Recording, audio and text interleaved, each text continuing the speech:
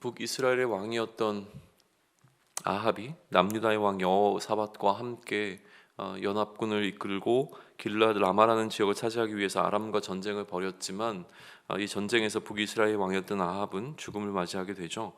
하지만 유다 왕이었던 여호사밧은 하나님의 도우심을 입어서 평안히 예루살렘으로 돌아올 수 있었다라고 하는 이야기부터 오늘 19장은 시작이 되어집니다.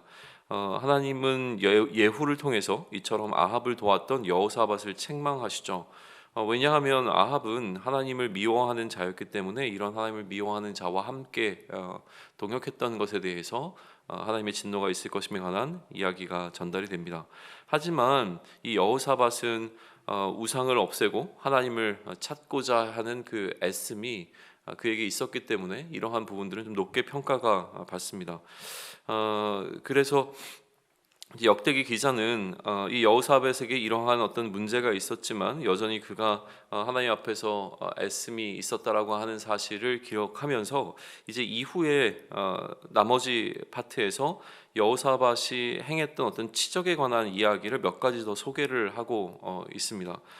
그래서 이 여호사밧은 기본적으로 이스라엘, 그러니까 북이스라엘도 하나님께 돌아오도록 나름대로 애썼던 것과 아울러서 그가 다스리고 있던 유다의 각 서문에는 재판관들을 세웠다라고 하는 것이죠. 그리고 이 재판관들이 사람을 위한 판결이 아니라 하나님을 위한 판결을 하도록 당부하고요. 또 6절에 이 하나님을 위한 판결이라고 하는 것은 7절에서 하나님과 같은 방식으로 판결할 것이라고 하는 것을 의미한다라고 추가적으로 설명이 되어집니다. 하나님이 불의한 판단을 하지 않으시고 하나님은 치우침이 없으시고 하나님이 뇌물을 받으신 일이 없는 것처럼 이렇게 세워진 재판관들도 그렇게 판결해야 된다라는 이야기를 하고 있는 것이죠.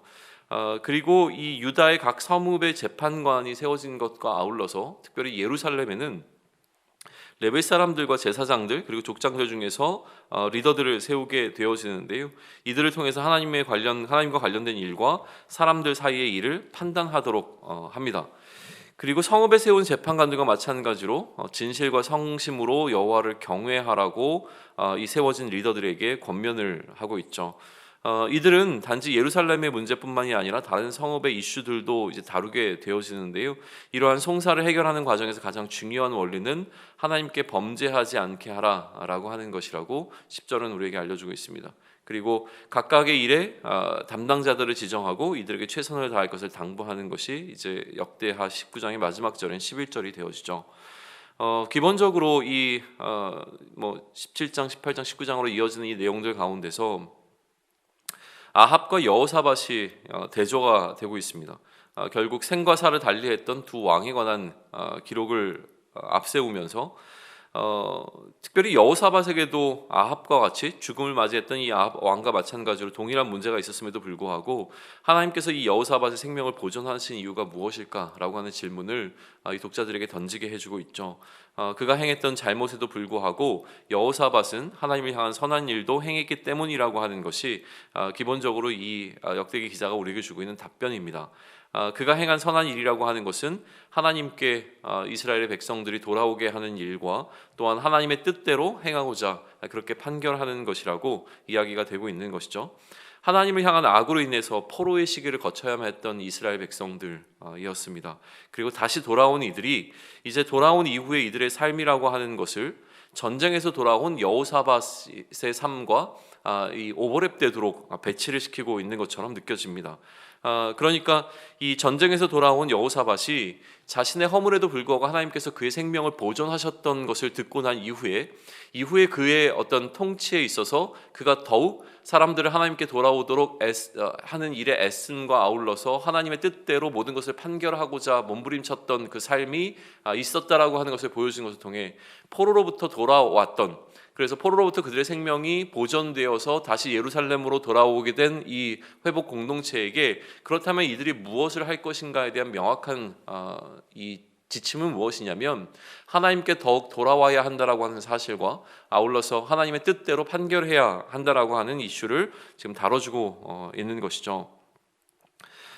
이러한 핵심적인 메시지 안에 또는 어떤 내용들이 포함되어 있냐면 이러한 일들을 위해서 이 여호사밧이 리더들을 세우게 되는데, 이 리더들을 세우고 난 다음에 모든 그 과정마다 이 여호사밧이 이 리더들에게 주었던 권면의 내용들이 추가적으로 기록이 되고 있습니다.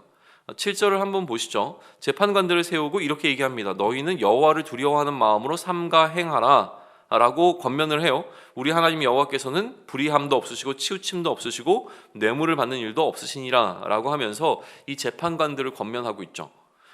그리고 마찬가지로 이 유다 지역을 담당하게 될 리더들을 세우고 난 다음에 9절에 보시면 그들에게 명령하여 이르되 너희는 진실과 성심을 다하여 여호와를 경외하라 라고 이야기를 합니다. 마지막으로 담당자들을 세우고 난 이후에 11절 하반부에 보시게 되면 관리를 세우고 나서 너희는 힘써 행하라 여호와께서 선한 자와 함께 하실지로다 라는 이야기를 덧붙이고 있다라고 하는 거예요. 그러니까 이 리더들을 세우고 이 리더들에게 주었던 권면의 이야기가 우리에게도 동일한 이제 묵상의 포인트로 다가와야 하는 것이죠. 우리가 무엇을 고민해야 될 것인가라고 했을 때 이처럼 우리의 여호와를 하나님을 두려워하는 마음으로 삼가 행할 것과 하나님을 경외할 것과 또 힘써 행해야 된다라고 하는 이 사실들을 주목해서 좀 보아야 될 필요가 있습니다. 여호사밧이 이렇게 통치한 배경이 앞서서도 이야기했지만 그가 전쟁에서 살아 돌아왔기 때문이라는 것처럼 해석되도록 지금 배치가 되어 있는데 예후는 여호사밧도 아합과 같은 악을 행했지만 여호사밧에서는 아합에게 없었던 선함이 있었기에 그의 생명이 보존되었다라고 이야기하고 있습니다. 그러니까 이제 생명을 보존하는 방법을 깨닫게 된 여호사밧은 그가 다스리는 나라가 악을 행하지 않고 선을 행할 수 있도록 제도를 세우고 이 세워진 제도가 부패하거나 타락하지 않도록 이처럼 당부를 하고 있는 것이죠. 그래서 어떤 제도와 절차가 세워지는 것과 아울러서 그 제도가 제대로 운영되기 위해서 우리가 어떠한 마음을 가져야 될 것인가까지 오늘 본문은 다루고 있는 부분을 놓치지 않고 묵상할 수 있으면 좋을 것 같습니다. 우리의 악함의 문제는 우리가 해결할 수 없습니다. 우리의 악함의 문제라고 하는 것은 사실 우리의 어떠함으로 해결될 수 있는 부분이 아니라 그리스도이신 예수의 죽음으로만 우리의 악의 문제가 해결될 수 있죠. 그리스도의 죽음으로 인해서 우리의 악의 문제가 해결되었다고 이제 우리가 선한 존재가 된 것은 또 아닙니다. 우리에게는 여전히 이러한 악함이 남아있기 때문에 그렇습니다. 우리는 우리의 악함을 그리스도의 의로움으로 덧입었을 뿐이지 여전히 우리 안에는 이 악함이라고 하는 것들이 존재하고 있다라고 하는 것이에요. 그러니 이제 우리는 의로움의 옷을 걸쳤다라고 하는 것을 통하여서 우리가 입고 있는 이 옷에 걸맞게 행동하는 노력이 필요한 것입니다. 이를 위해서 오늘 본문은 우리에게 제도를 세우라고 권면해 주고 있습니다.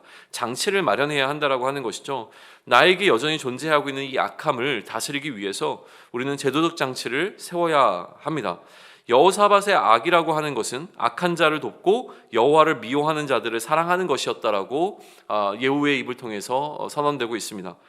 우리에게도 악한 자를 돕고 여호와를 미워하는 자들을 사랑하는 마음이 있다라고 한다면 하나님의 질서를 거부하고 세상의 질서대로 살아가고자 하는 욕망이 우리에게 존재한다고 한다면 그것을 깨닫는다면 이것으로부터 벗어나기 위해서 내가 해야 할 일이 무엇인지를 고민하고 그 일을 더 잘하기 위해서 제도적인 장치를 마련하고 또 나를 그 안에서 관리하는 것이 필요하다라는 사실을 기억하며 내가 무엇을 해야 할지를 좀 고민하는 오늘이 되면 좋겠습니다.